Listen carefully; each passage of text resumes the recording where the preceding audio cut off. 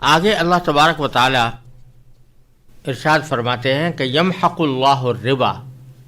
ویربی الصدقات، یعنی اللہ تعالیٰ سود کو مٹاتا ہے اور صدقات کو بڑھاتا ہے۔ اس جملے میں اللہ تبارک و تعالیٰ نے یہ فرمایا ہے کہ اگرچہ سود کے ذریعے کسی آدمی کے مال میں ہو سکتا ہے کچھ اضافہ ہوتا ہو ظاہری طور پر، لیکن انجام کار کے اعتبار سے جو سود ہوتا ہے اس کو اللہ تعالیٰ مٹاتا ہے اور صدقات کو بڑھاتا ہے۔ اس کا ایک مصداق تو یہ ہے جس میں کوئی شک و شبے کی گنجائش نہیں کہ آخرت میں اللہ تبارک و تعالی سود والے کے مال کو گھٹا کر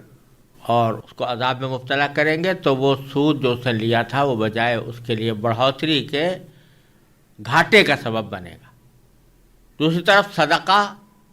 جس شخص نے اللہ تعالیٰ کی رضا کی خاطر دیا ہو،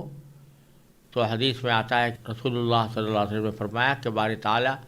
ایک کھجور کا بھی اگر کسی نے صدقہ دیا ہے تو اس کو اللہ تعالیٰ کے ہاں پرورش اس کی ہوتی رہتی ہے، یہاں تک کہ وہ بڑھ کر اتنا ہو جاتا ہے جتنا احد پہاڑ، تو اللہ تعالیٰ اس کا اجر پھر اسی حساب سے بندے کو عطا فرماتے ہیں۔ تو سود کا مٹنا اور صدقے کا بڑھنا آخرت کے اعتبار سے تو بالکل واضح ہے، اور اس کا مطلب یہی ہے کہ وہ سود سے گناہ ہے اور صدقے سے بڑا عظیم اجر و ثواب ہے۔ لیکن اس کے ساتھ ہی دنیا کے اعتبار سے بھی ربا کا یعنی سود کا مٹنا، اللہ تعالیٰ کا اس کو مٹانا، یہ اس معنی میں بھی ہو سکتا ہے کہ اگرچہ سود خور جو شخص کے سود کے ذریعے اپنا کاروبار چمکانے کی کوشش کرتا ہے، تو معال کار کبھی نہ کبھی اس کو شدید ترین دھماکے کا شکار ہونا پڑتا ہے، شدید ترین نقصان کا سامنا کرنا پڑتا ہے، جیسا کہ آج کل کے سرمایہ دارانہ نظام میں معروف ہے کہ ہر تھوڑے تھوڑے عرصے کے بعد بازار پر جھٹکے پڑتے ہیں اور وہ سود کھانے والا جو کروڑوں روپیہ اور اربوں روپے کا مالک تھا وہ دیکھتے ہی دیکھتے بالکل نادار ہو کر رہ جاتا ہے۔ تجارتی چکر آتے رہتے ہیں اور کساد بازاری کے دورے پڑتے رہتے ہیں، اور اس کے نتیجے میں جو سود کے بنیاد کے اوپر کام کرنے والے ہیں ان کو اپنے کاروبار میں گھاٹے اور نقصان کا سامنا کرنا پڑتا ہے۔ خود ہمارے زمانے میں 2008 سے جو مالیاتی بحران دنیا کے اوپر مسلط ہے اس کی بنیادی وجہ سود ہی ہے، اور ایک تیسری وجہ سود کے مٹنے کی یہ ہے کہ اگرچہ سود سے گنتی کے اعتبار سے مال میں کچھ اضافہ ہو جاتا ہو، یعنی آدمی یہ دیکھ کر خوش ہو سکتا ہے کہ میرا بینک بیلنس بڑھ گیا، میری مال کی گنتی میں اضافہ ہو گیا، لیکن انجام کار اور برکت کے اعتبار سے اس گنتی کا کوئی فائدہ بندے کو نہیں پہنچتا۔ یہ ایک واضح حقیقت ہے جو اکثر و بیشتر نگاہوں سے پوشیدہ رہ جاتی ہے کہ روپیہ بذات خود کوئی مقصد نہیں، یا سامان عیش بذات خود کوئی مقصد نہیں، اصل مقصد تو یہ ہے کہ اس سے راحت ملے، اس سے آرام پہنچے، اس سے فائدہ حاصل ہو۔ لیکن اگر کسی شخص کی کوٹھی بڑی شاندار ہے، بنگلہ بڑا عالی شان ہے، فرنیچر بہت اعلیٰ درجے کا رکھا ہوا ہے، اور نوکر چاکر بھی ہیں، حشم خدم بھی ہیں، اور آرائش و زیبائش کے سارے سامان بھی ہیں، لیکن صحت اچھی نہیں ہے، صحت خراب ہے، تو یہ سارے اسباب و وسائل جو عیش و آرام کے اسباب و وسائل سمجھے جاتے ہیں اس کے حق میں بیکار ہو گئے۔ یا اگر فرض کرو کہ یہ سارے اسباب و وسائل میسر ہیں لیکن سر کھجانے کی مہلت نہیں ہے، آرام دہ بسیری ہے، آرام دہ گدا ہے، ایئر کنڈیشن کمرہ ہے، لیکن اس کے اندر سونے کی اور اس سے لطف اٹھانے کی مہلت ہی نہیں ہے، تو نتیجہ ایک اسی گنتی کو بڑھانے میں اتنا منہمک ہے انسان کہ اپنے آرام و راحت کو بھی بھول بیٹھا ہے. اور اسی کو اللہ تعالیٰ نے فرمایا کہ انما یرید اللہ یعذبہم بہا فی الحیات الدنیا. یہ مال بذات خود ایک عذاب بن جاتا ہے دنیاوی زندگی کے اندر. یا یہ کہ اگر فرض کرو کہ آدمی اتنا منہمک بھی نہیں ہے، سارے اسباب وسائل بھی میسر ہے، لیکن نیند نہیں آتی، راحت حاصل نہیں ہوتی، تو کیا فائدہ ایسے مال کا اور ایسے اسباب کا؟ تو ربا کے مٹنے کا ایک پہلو یہ بھی ہے کہ ربا کے ذریعے جو آمدنی حاصل ہوتی ہے وہ برکت سے خالی ہوتی ہے، اس میں برکت نہیں ہوتی. اور اصل چیز جو ہے وہ یہ کہ چاہے تھوڑا مال ہو، لیکن اگر اس میں برکت ہے اللہ تعالیٰ کی طرف سے تو اس کا فائدہ انسان حاصل کرتا ہے، اس سے لذت اٹھاتا ہے، اس کا دنیا کے اندر انسان کو اس کی راحت ہی نصیب ہوتی ہے. لیکن اگر برکت نہیں ہے تو اعلیٰ درجے کے اموال و اسباب بھی انسان کو راحت پہنچانے میں ناکام رہتے ہیں. تو یہ پہلو بھی اس میں گویا 3 پہلو ہے روا کے مٹنے کے. ایک یہ کہ آخرت میں وہ انسان کے لیے خسارے کا سبب ہے. دوسرا یہ کہ خود مالیاتی نظام کے اعتبار سے سود کا انجام بالآخر کبھی نہ کبھی وہ انحطاط کی طرف جاتا ہے. اور تیسرا یہ کہ گنتی میں بھی اگر اضافہ ہو جائے تو حقیقت میں اس کی برکت مفقود ہوتی ہے اور اسے صحیح فائدہ اٹھانے کا موقع نہیں ملتا. یہ جو ہم لوگ اکثر و بیشتر دعائیں کرتے ہیں جب کسی شخص کا گھر تعمیر ہوا تو کہتے ہیں بھائی مبارک ہو، کسی کی گاڑی آئی تو کہا کہ بھائی مبارک ہو، کسی کا نکاح ہوا تو کہا جاتا ہے مبارک ہو. تو اس مبارک ہو کا مطلب نہیں سمجھتے، ویسے ہی بے سوچے سمجھے ہم دعا کر دیتے ہیں. مطلب اس کا حاصل اس کا یہ ہے کہ یہ چیزیں مل تو گئی ہیں، لیکن جب تک اللہ تبارک و تعالیٰ کی طرف سے ان میں برکت نہیں ہوگی اس وقت تک ان کا صحیح فائدہ حاصل نہیں ہو سکتا. تو یہ دعا ہمیں ترقین فرمائی گئی ہے کہ یہ دعا کرو تاکہ اللہ تبارک و تعالیٰ اس چیز کا صحیح فائدہ تمہیں عطا فرمائے. تو جو سود والا مال ہے اس کے اندر کبھی برکت نہیں ہو سکتی اور اس کے نتیجے میں انسان کو ہمیشہ پریشانیوں کا سامنا کرنا پڑتا رہے گا. اکا دکا کوئی مثال اگر اس سے مستثنا ہو تو وہ بھی اللہ تعالیٰ کی طرف سے ڈھیل ہوتی ہے. اللہ تعالیٰ حفاظت فرمائے. ایسی صورت میں اور زیادہ ڈرنا چاہیے. آگے فرمائے واللہ لا يحب كل کفار اثیم. اللہ تعالیٰ پسند نہیں کرتا یا ناپسند فرماتا ہے ہر اس شخص کو جو کفار ہو. کفار مبالغے کا صیغہ ہے کفر سے، اور کفر کے معنی جہاں کافر ہونے کے ہوتے ہیں وہاں اس کے معنی ناشکری کے بھی ہوتے ہیں، بلکہ اصلی معنی اس کے ناشکری کے ہیں. کفر چونکہ ناشکری پر مشتمل ہوتا ہے اس لیے اس کو کفر کہا جاتا ہے. کفار اس میں مبالغہ کا صیغہ ہے تو جس کے معنی وہ پرلے درجے کا ناشکرا، جو بہت زیادہ ناشکرا ہو اس کو کفار قرار دیا گیا. اور اسیم کے معنی گناہ گار. یہاں خاص طور پر ان 2 لفظوں کو جو اللہ تعالیٰ لے کر آئے ہیں تو اس کی وجہ بظاہر یہ معلوم ہوتی ہے واللہ سبحانہ عالم کہ جو سود کھانے والا ہے، یہ سود کے اوپر اپنا روپیہ چلانے والا ہے، در حقیقت وہ اللہ تعالیٰ کی ایک بہت بڑی نعمت کی ناشکری کر رہا ہے. جو کچھ بھی مال انسان کو ملتا ہے وہ اللہ تبارک و تعالیٰ کی عطا ہے، اللہ تبارک و تعالیٰ کی طرف سے ایک نعمت ہے. اور نعمت کا حق شکر یہ ہوتا ہے کہ اس کو صحیح مصرف میں استعمال کیا جائے. اگر کسی نے کوئی چیز آپ کو بطور ہدیہ دی ہے، محبت سے دی ہے، تو اس کا شکریہ یہ ہے کہ اس کو صحیح مصرف میں استعمال کیا جائے. اگر آپ اس کو غلط کاموں میں استعمال کرنے لگیں گے تو یہ اس کی ناشکری ہوگی. فرض کیجیے کسی نے آپ کو ایک گاڑی آپ کو دے دی تو آپ اگر اس کو اپنے جائز مقاصد میں استعمال کرتے ہیں تو بے شک اچھی بات ہے، لیکن اگر آپ اس گاڑی کو چوری کرنے، ڈاکہ ڈالنے، دوسروں کو قتل کرنے کے اندر استعمال کرنا شروع کر دیں تو یہ اس شخص کی ناشکری ہے۔ تو اللہ تبارک و تعالیٰ نے جو کچھ بھی مال عطا فرمایا انسان کو، وہ اللہ تعالیٰ کی ایک نعمت ہے، اس کا ایک احسان ہے، اس کا ایک انعام ہے۔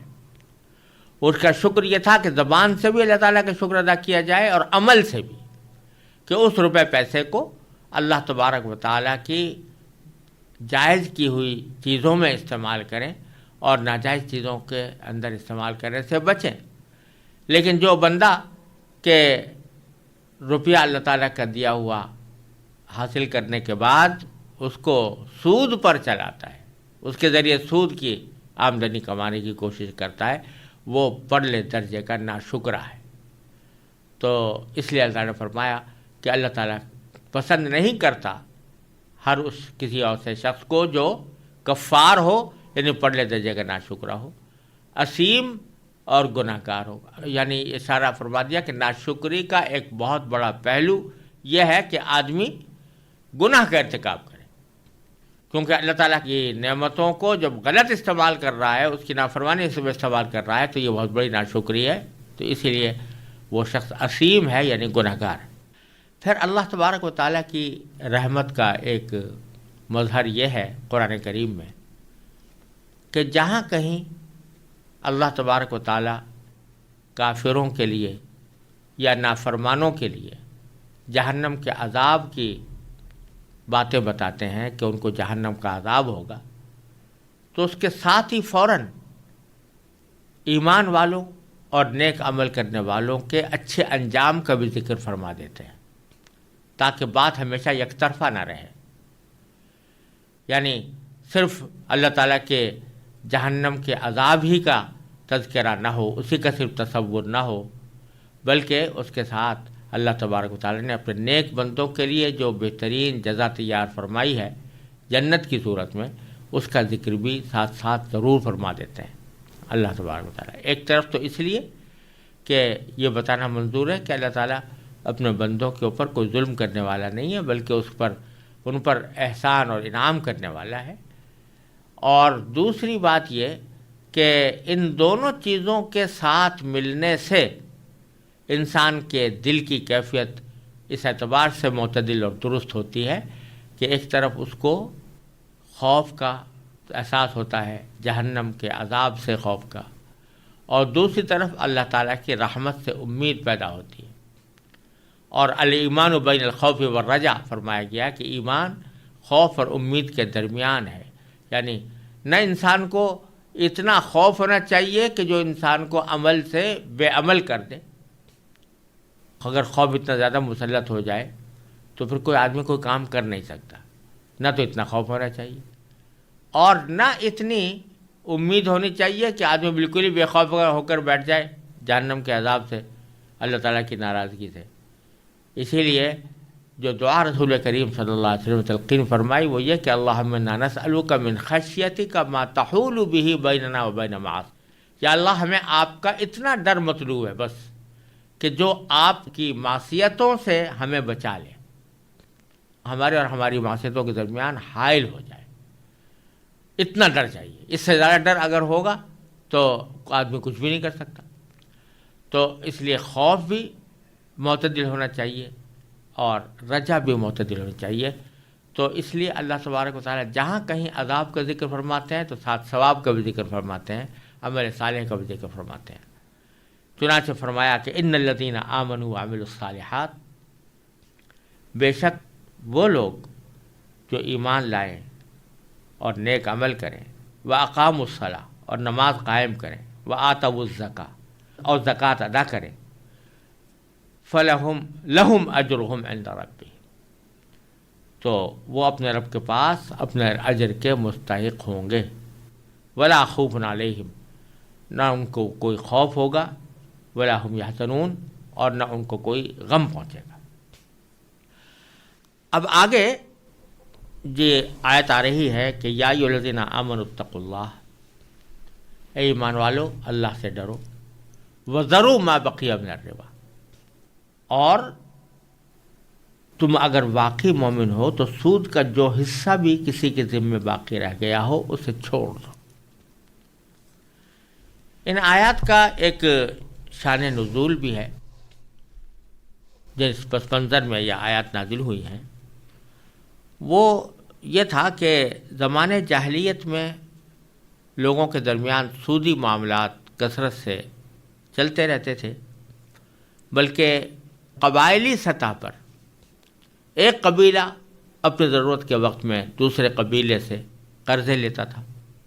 اور سود پر لیتا تھا۔ تو بنو ثقیف ایک قبیلہ تھا اور بنو مخزوم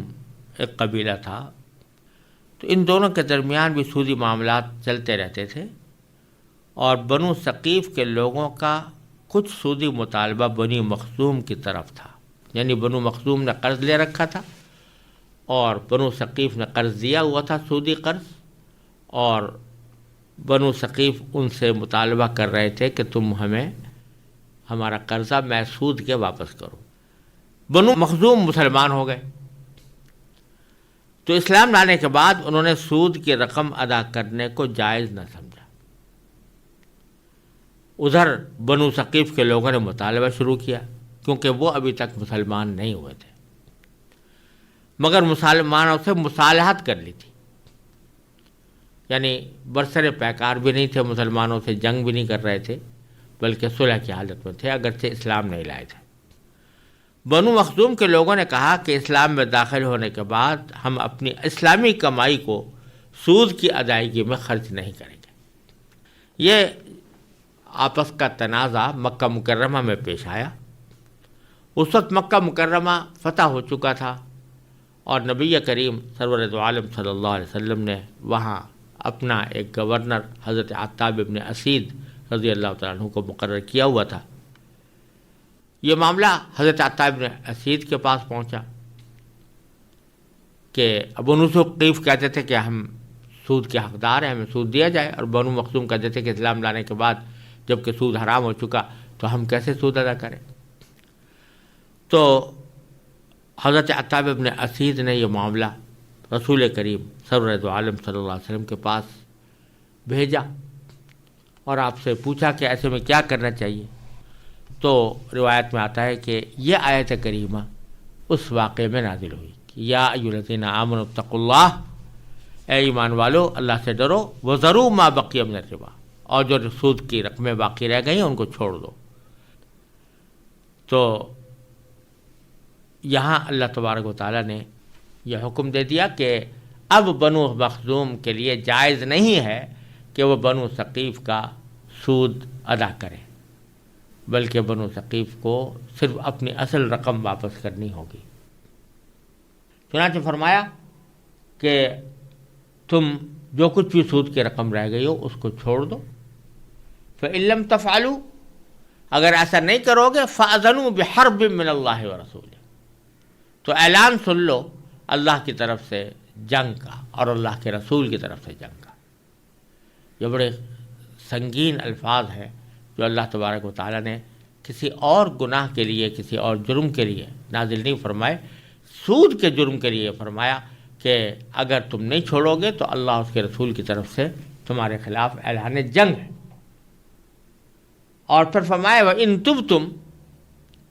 اگر توبہ کر لو، یعنی سود کے معاملات سے توبہ کر لو، فَلَكُمْ رُؤُوسُ أَمْوَالِكُمْ، تو تمہارا اصل سرمایہ تمہارا حق ہے، لا تظلمون ولا تظلمون، ایسی صورت میں نہ تم کسی پر ظلم کرو گے نہ کوئی دوسرا تم پر ظلم کرے گا، جبکہ تم اصل مال واپس کر دو۔ یعنی اگر تم اصل مال بھی واپس نہیں کرتے تو یہ قرض دینے والے پر ظلم ہے، اور اگر قرض دینے والا تم سے اصل قرضے کی رقم کے اوپر کچھ اور مطالبہ کرتا ہے تو یہ تم پر ظلم ہے۔ تو اسلام یہ نہیں چاہتا کہ کوئی کسی پر ظلم کرے، نہ تم ظلم کرو، اس کا قرضہ مار کر، اس کا قرضہ دبا کر تم ظلم بھی نہ کرو، اور وہ تم سے سود کا مطالبہ کر کے ظلم نہ کرے۔ اس آیت کریمہ نے ایک بات یہ واضح فرما دی کہ اگر کوئی شخص سود سے توبہ کرتا ہے تو اس کا جو اصل سرمایہ تھا، یعنی جو اس نے اصل قرض دیا تھا، جس کو آپ پرنسپل اماؤنٹ کہہ سکتے ہیں، تو وہ لینے کا اس کو حق ہوتا ہے، اس سے زیادہ کچھ لینے کا حق نہیں. اس سے زیادہ کچھ بھی لے گا تو وہ ظلم میں داخل ہے اور گناہ اور حرام ہے. اس سے ان حضرات کے خیال کی بالکل واضح تردید ہو جاتی ہے جو یہ سمجھتے یا کہتے ہیں کہ سود کی اگر معمولی شرح ہو تب تو وہ جائز ہے، اور اگر سود کی شرح زیادہ ہو تو وہ حرام ہونی چاہیے. دوسرے الفاظ میں بعض اوقات یہ کہا جاتا ہے کہ سود مفرد تو جائز ہے، سود مرکب ناجائز. اور بعض اوقات لوگ اپنے اس موقف پر سورہ آل عمران کی اس آیت سے بھی استدلال کرتے ہیں جو آگے آئے گی انشاءاللہ، کہ یا ایھا الذین آمنوا لا تأکلوا الربا اضعافا مضاعفا، کیا ایمان والو سود نہ کھاؤ دگنا چوگنا کر کے. تو اس کی وجہ سے بعض لوگ سمجھتے ہیں یا کہتے ہیں کہ یہاں اللہ تعالیٰ نے دگنا چوگنا کر کے کھانے سے منع کیا ہے، لہذا اگر تھوڑا بہت سود ہو، تھوڑی شرح ہو، سود مفرد ہو تو پھر اس میں کوئی مذائقہ نہیں. قرآن کریم کی اس آیت نے بالکل بات صاف کر دی کہ اگر توبہ کر رہے ہو فلکم رؤوس اموالکم، تمہیں صرف تمہارا سرمایہ واپس ملے گا، جس کے معنی ہے کہ سرمایہ کے اوپر کوئی بھی اضافہ اگر کرو گے تو وہ سود ہوگا. جہاں تک اس آیت کا تعلق ہے جس میں فرمایا گیا کہ کئی گناہ کر کے مت کھاؤ سود، اس کا مطلب یہ نہیں ہے کہ اگر 4 گناہ کر کے کھا رہے ہو وہ حرام ہے اور 1 گناہ کر کے کھاؤ گے تو حلال ہو جائے گا، بلکہ ایک محاورہ ہے. چونکہ عام طور سے ہوتا یہ تھا کہ جب سود کے اوپر کوئی رقم دی جاتی تھی تو سود بڑھ چڑھ کر کئی گنا بڑھ جایا کرتا تھا اصل سے. تو واقعے کے مطابق ایک صورتحال تھی جو بیان کی گئی. اس کی مثال یوں سمجھیے جیسے کہ قرآن کریم نے فرمایا کہ وَلَا تَشْتَرُوا بِآيَاتِي ثَمَنًا قَلِيلًا، کہ میری آیتوں کو تھوڑی سی قیمت لے کر مت بیچو. اب اس کا مطلب اگر کوئی شخص یہ سمجھنے لگے کہ تھوڑی قیمت سے بیچنا تو حرام ہے، لیکن اگر کوئی بڑی قیمت حاصل کر لی جائے، کوئی بڑا سودا کر لیا جائے تو جائز ہے، تو جس طرح وہ بات بالکل غلط ہوگی. اسی طرح یہاں پر بھی جو سورہ آل عمران میں فرمایا گیا کہ 2 گنا چوگنا کر کے مت کھاؤ، اس کا مطلب یہ نہیں ہے کہ اگر اس سے کم ہوگا تو جائز ہوگا، کیونکہ سورہ بقرہ کی آیت نے بالکل صاف واضح طور پر کہہ دیا کہ صرف تمہارا حق جو ہے وہ اصل سرمایہ میں ہے. اور لا تظلمون ولا تظلمون کہہ کر یہ بھی بتا دیا کہ اس کے خلاف جو عمل بھی ہوگا وہ ظلم ہوگا. سرمایہ میں اگر کمی کر کے دیا جائے تو یہ قرض دینے والے پر ظلم، اور اگر سرمایہ میں اضافہ کر کے مطالبہ کیا جائے تو یہ قرض لینے والے پر ظلم. اس سلسلے میں کچھ اور بھی غلط فہمیاں لوگوں کے ذہنوں میں خاص طور سے آج کل کے ماحول میں بینکنگ انٹرسٹ کے سلسلے میں پائی جاتی ہیں، لیکن یہاں اس کی تفصیل میں جانے کا موقع نہیں ہے. میری مختلف تحریریں اور کتابیں اس موضوع پر موجود ہیں، ان کی طرف مراجعات کی جا سکتی ہے، لیکن یہاں صرف اتنی بات کہہ دینا مناسب ہے کہ بعض لوگ یہ سمجھتے ہیں کہ اگر غریب اور آدمی اور امیر آدمی کے درمیان سود کا معاملہ ہو رہا ہو تو یہ تو ناجائز ہے. یعنی کوئی امیر آدمی غریب آدمی کو قرضہ دے اور اس کے اوپر سود وصول کرے تو یہ تو واقعی ناجائز ہے اور ظلم ہے، کیونکہ بسا اوقات غریب آدمی کے گھر میں فاقہ ہوتا ہے، وہ اپنے بیوی بچوں کو روٹی کھلانے کے لیے قرضہ لیتا ہے، تو آپ اگر اس سے زیادہ رقم کا مطالبہ کریں گے تو یہ ظلم ہوگا اور یہ ناجائز ہوگا. لیکن اگر قرض لینے والا کوئی مالدار آدمی ہے، سرمایہ دار ہے، اور اپنے کاروبار میں ترقی دینے کے لیے، کاروبار کو بڑھانے کے لیے وہ قرضہ لے رہا ہے، تو اگر اس سے کچھ اضافہ وصول کیا جائے اس میں کوئی ظلم کا پہلو نظر نہیں آتا. لیکن حقیقت یہ ہے کہ شریعت نے ہر جگہ اس بات کا خیال رکھا ہے کہ فریقین کے درمیان انصاف کا معاملہ ہو. شریعت کا حکم یہ ہے کہ جب کوئی شخص کسی کو پیسے دے رہا ہے تو پہلے یہ متعین کرے کہ یہ پیسے وہ امداد کے طور پر دے رہا ہے، اس کی مدد کرنا چاہتا ہے، یا اس کے تجارت میں حصہ دار بننا چاہتا ہے۔ اگر وہ امداد کے طور پر دینا چاہتا ہے تو پھر امداد کا تقاضا یہ ہے کہ وہ اس طرح سمجھے دوسرے کو دے کر جیسے کہ میں نے اپنی تجوری میں پیسے رکھ لیے۔ اگر اپنی تجوری میں پیسے رکھ لیتا تو اور سال بھر تک رکھے رہتا تو اس میں کوئی اضافہ تو نہ ہوتا۔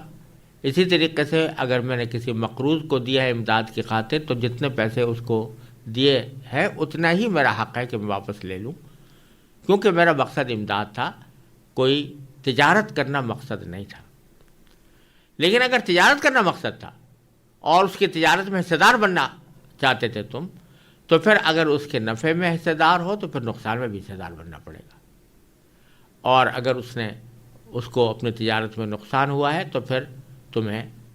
اس نقصان کو بھی برداشت کرنا پڑے گا۔ لہذا اس صورت میں پھر تم سود پر قرض نہیں دو گے بلکہ اس کے ساتھ شرکت کا یا مضاربت کا معاملہ کرو گے۔ تو یہ ہے انصاف، اور اس کے خلاف جو کچھ ہے وہ ظلم ہے۔ لہذا یعنی یہ ظلم ہے کہ آپ نے کسی کو قرض دیا، امداد کرنا مقصود نہیں ہے بلکہ اس کے کاروبار میں اور اس کے منافع میں حصہ دار بننا مقصد ہے۔ اب اس بیچارے کو تو نقصان ہو گیا، لیکن آپ کہتے ہیں کہ تمہیں چاہے نقصان ہو چاہے کچھ ہو لیکن میں تم سے یہ سود کا مطالبہ ضرور کروں گا۔ تو یہ چیز جو ہے یہ اس معاملے کو ظلم بنا دیتی ہے۔ اس میں غریب اور امیر کا سوال نہیں پیدا ہوتا، وہ قرض لینے والا غریب ہو یا قرض والا امیر ہو، دونوں صورتوں کے اندر یہ ظلم۔ اور آج کی صورتحال نے تو یہ بات بالکل واضح کر دی ہے کہ پہلے زمانے میں جو انفرادی قسم کے سودی معاملات ہوتے تھے ان کا نقصان اتنا تباہ کن نہیں ہوتا تھا جتنا آج کے عالمی سطح کے اوپر سود کے چلن نے جو پوری دنیا کو نقصان سے دوچار کیا ہے، اس کا معاملہ پچھلے انفرادی سودوں کے مقابلے میں کہیں زیادہ ہے، اس کا نقصان کہیں زیادہ ہے۔ اور یہ پہلو بھی میں نے اپنی بعض تحریروں کے اندر واضح کیا ہے، خاص طور سے عالمی معاشی بحران کے اوپر جو میرا مقالہ ہے اس میں اس پہلو کو زیادہ تفصیل کے ساتھ واضح کیا گیا ہے۔ بہرحال اللہ تبارک و تعالیٰ نے یہ بات دو ٹوک انداز میں فرماتی ہے کہ اپنے اصل سرمایہ سے زیادہ پیسے وصول کرنا وہ ہر حالت میں ظلم ہے اور تمہیں اس سے رکنا ہوگا۔ پھر آگے فرمایا وَإِنْ كَانَ ذُو عُسْرَةٍ، اور اگر وہ شخص جس کو تم نے قرض دیا ہے وہ تنگ دست ہو، بیچارہ مفلسی کا شکار ہے، فَنَظِرَةٌ إِلَىٰ مَيْسَرَةٍ، تو پھر مہلت دینا ہوگا تمہیں جب تک کہ اس کو کشادگی حاصل ہو جائے۔ یہاں یہ بات بھی قابل نظر ہے کہ دیکھو اللہ تعالیٰ فرما رہے ہیں کہ وہ مقروض اگر تنگ دست ہے تو پھر اس کو مہلت دے دو۔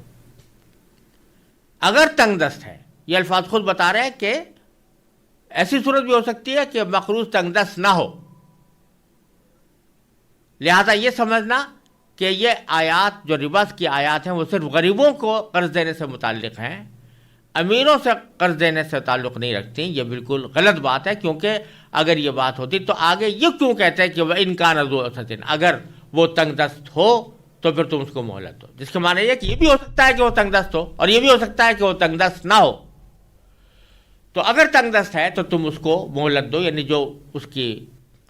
قرض کی ادائیگی کی جو میعاد ہے اس پر وہ اگر دینے پر قادر نہیں ہو رہا تو تم اس کو مہلت دو الی میسرہ، جب تک کہ اس کو کشادگی حاصل ہو جائے۔ وَأَن تَصَدَّقُوا خَيْرٌ لَكُمْ، اور اگر صدقہ ہی کر دو تو یہ تمہارے لیے کہیں بہتر ہے۔ صدقہ کر دینا یعنی معاف کر دینا، یعنی اگر بیچارہ تنگ دست ہے تو ایک تو شکل یہ ہے کہ تم اس کو مہلت دو کہ بھائی جب تمہیں تنگ دستی سے نجات مل جائے، تمہارے پاس فراخی آ جائے تو پھر مجھے ادا کر دینا۔ اور دوسری صورت یہ ہے کہو کہ بھائی تنگ دست ہے بیچارہ، اس کو کیوں میں زیر بار کروں، اور مجھے اللہ تعالیٰ نے بہت کچھ دیا ہے تو میں معافی کر دوں، تو یہ زیادہ بہتر ہے تمہارے لیے، اور اس میں تمہارے لیے آخرت کا زیادہ بڑا ذخیرہ انشاءاللہ تعالیٰ ملے گا. ان کنتم تعلمون، اگر تم صحیح معنی میں جانتے ہو، یعنی علم کی صحیح حقیقت تمہارے پاس ہو تو پتہ چل جائے گا کہ یہ طریقہ زیادہ بہتر تھا اور اسی میں زیادہ فائدہ تھا. واتقوا یوما ترجعون فیہ الی اللہ، اور ڈرو اس دن سے جب تم سب اللہ کے پاس لوٹ کر جاؤ گے. یہ اللہ تعالیٰ کا ایک اسلوب ہے قرآن کریم کے اندر کہ جہاں کوئی قانون یا حکم بیان فرماتے ہیں تو محض قانون حاکمانہ انداز سے بیان کرنے کے بجائے ناصحانہ انداز سے بیان فرماتے ہیں. اور اس کا تقاضا یہ ہے کہ صرف ایک حکم سنا کر فارغ نہ ہو جائیں، بلکہ ان کو ترغیب و ترہیب اور کے ذریعے ان کو آگاہ کریں، ان کو اس بات پر مائل کریں کہ وہ اپنے دل سے ان احکام کو تسلیم کریں اور دل سے ان احکام پر عمل کریں. اسی لیے آیات ربا کے آخر میں ربا کے احکام بیان کرنے کے بعد، اس کی سنگینی کا اعلان کرنے کے بعد، اللہ تبارک و تعالیٰ فرماتے ہیں اے ایمان والو، تم اس دن سے ڈرو کہ ترجعون فیہ الی اللہ، جس میں تم سب کو اللہ کے پاس لوٹا کر لے جایا جائے گا. ثم توفی کل نفس ما کسبت، پھر ہر انسان کو، ہر شخص کو جو کچھ اس نے کمایا ہے اسے پورا دیا جائے گا. پورا جو کچھ کمایا ہے کہ معنی جو اعمال اس دنیا میں کیے ہیں اور اس اعمال کے ذریعے جو کمائی کی ہے، جنت کی کمائی یا دوزخ کی کمائی، اللہ تعالیٰ محفوظ رکھے. تو جو کچھ اس نے کمایا پورا دیا جائے گا. وَهُمْ لَا يُظْلَمُونَ، اور ان پر کوئی ظلم نہیں ہوگا. جیسا کیا ہوگا ویسا ہی اجر، ویسا ہی بدلہ ان کو آخرت کے اندر ملے گا.